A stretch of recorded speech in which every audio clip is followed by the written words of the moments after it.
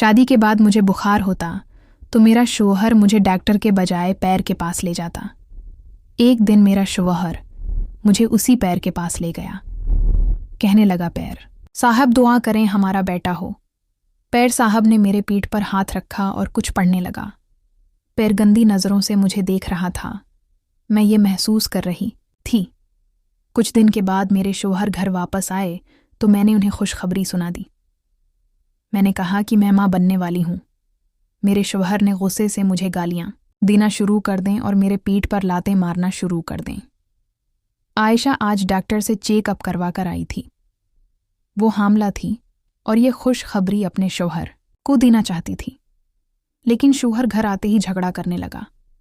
کہنے لگا، تم یہاں سے چلی جاؤ، میری نظروں سے دور ہو جاؤ، میں تمہیں دیکھنا بھی نہیں چاہتا۔ احمد اپنی بیوی کو گالیاں دے رہا تھا، وہ بیوی جو قرآن کی حافظہ تھی۔ کہنے لگا، تم سے شادی کرنا میری زندگی کی سب سے بڑی غلطی تھی، میں پاگل تھا جو تم سے شادی کی تھی۔ عائشہ نے کہا، احمد کیا ہوا؟ احمد نے کہا، بس خدا کے لیے مجھے معاف کر دو، میں نے جو تعویذ لا کر دیا تھا تم نے وہ پھینک دیا۔ پھر دم کیا ہوا؟ پانی جو پیر صاحب نے دیا تھا وہ بھی تم نے نہیں پیا، تم نافرمان بیوی ہو۔ عائشہ نے کہا، احمد اگر میں تعویذ نہ پیوں تو میں نافرمان ہوں، اگر میں دم کیا ہوا پانی نہ پیوں تو بھی میں نافرمان ہوں۔ یہ کیا جہالت ہے؟ میں پڑھی لکھی عقل رکھنے والی لڑکی ہوں، تم مجھے کس طرف لے کر جا رہے ہو؟ اور کیا میں تعویذ اس لیے پہنوں کہ تعویذ پہننے سے میں جلدی حاملہ ہو جاؤں گی اور جو بچہ ہوگا وہ لڑکا پیدا ہوگا؟ احمد کو عائشہ کی بات پر بہت غصہ آیا۔ کہنے لگا، بدبخت عورت اپنے شوہر سے زبان لڑاتی ہے۔ ارے کمبخت، اس سے پہلے کہ میں کچھ کر بیٹھوں اٹھو اور میرے گھر سے نکل جاؤ۔ عائشہ نے کہا، احمد بات کچھ نہیں جو آپ اتنا بول رہے ہیں۔ احمد نے کہا، میں نے تعویذ لے کر دیا، تم نے نہیں پہنا، دم والا پانی دیا تم نے نہیں پیا، اگر تم میری بات مان لیتی تو لڑکا پیدا ہوتا۔ عائشہ نے کہا، احمد کیا دم کیا ہوا پانی لڑکا دے گا؟ احمد نے تھپڑ مارا اور بالوں سے پکڑ کر عائشہ کو گھر سے باہر نکال دیا۔ کہنے لگا، کافر عورت، میرے گھر سے چلی جاؤ۔ عائشہ حاملہ تھی، آنسو صاف کرنے لگی۔ عائشہ کہنے لگی، احمد آپ غلط کر رہے ہو، آپ کون سے زمانے میں جی رہے ہو؟ ایسا کیوں کر رہے ہو؟ میری بات سن لو، میں نے کسی پیر کے پاس نہیں جانا۔ ان دونوں کی باتیں سن کر سارا محلہ اکٹھا ہو چکا تھا۔ عائشہ رو کر کہنے لگی، احمد دیکھو، میں تم سے کچھ کہنا چاہتی ہوں۔ احمد نے پیر صاحب کو فون کیا۔ کہنے لگا، بابا مرشد، میری گستاخ بیوی نے وہ دم کیا ہوا پانی پھینک دیا ہے۔ بابا مرشد نے کہا، بیٹا یہ غلط ہے، تم اسے میرے پاس لے آؤ، میں اس کے نام کا چلہ کروں گا تو سب ٹھیک ہو جائے گا۔ احمد کہنے لگا، عائشہ تمہیں میرے ساتھ بابا جی کے پاس جانا ہوگا۔ عائشہ کہنے لگی، احمد دیکھو، یہ ہمارے گھر کا معاملہ ہے، کیوں اس میں کسی اجنبی کو لے کر آ رہے ہو؟ احمد کہنے لگا، وہ اجنبی نہیں، میرے پیر مرشد ہیں۔ عائشہ کہنے لگی، احمد میں نے کسی پیر کے پاس نہیں جانا۔ احمد نے پھر گالیاں دینا شروع کر دیں۔ بات بڑھتے بڑھتے طلاق تک جا پہنچی۔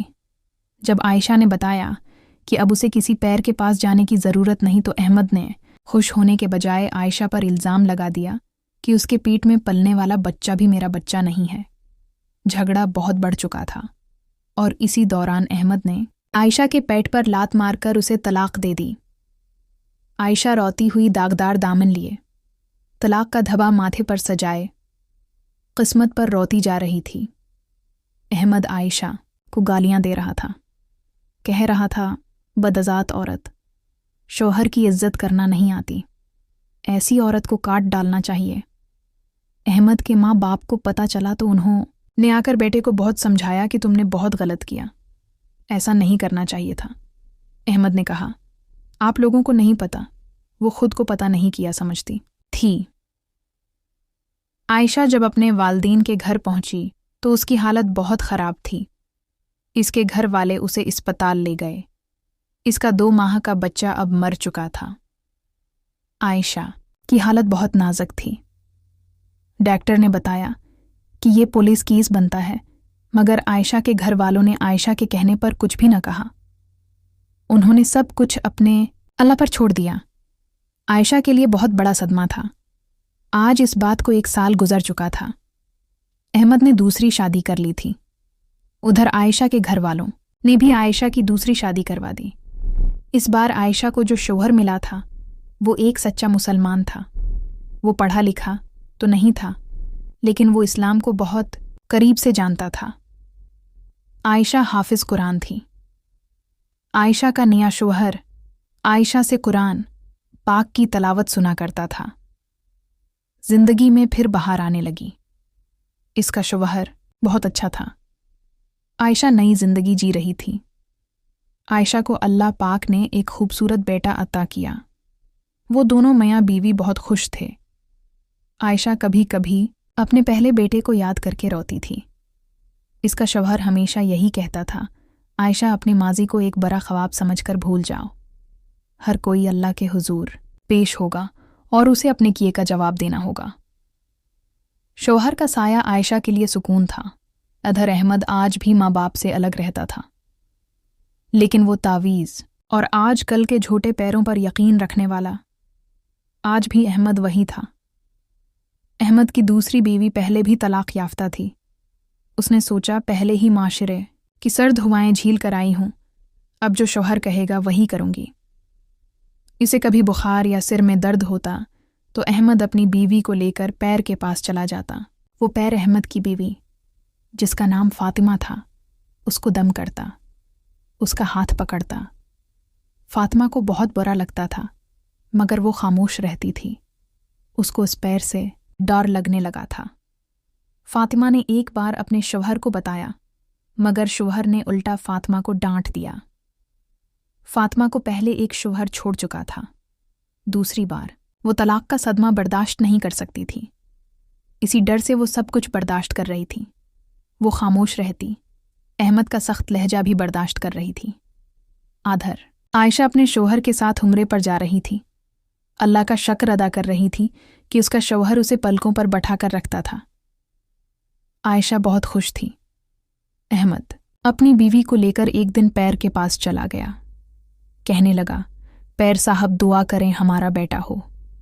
पैर ने फातिमा के पेट पर हाथ रखा और आंखें बंद कर के कुछ पढ़ने लगा और साथ कहने लगा, अपनी बीवी को 20 दिन लगातार दुआ करवाने के लिए मेरे पास लेकर आया करो, फिर देखना तुम्हारा बेटा होगा।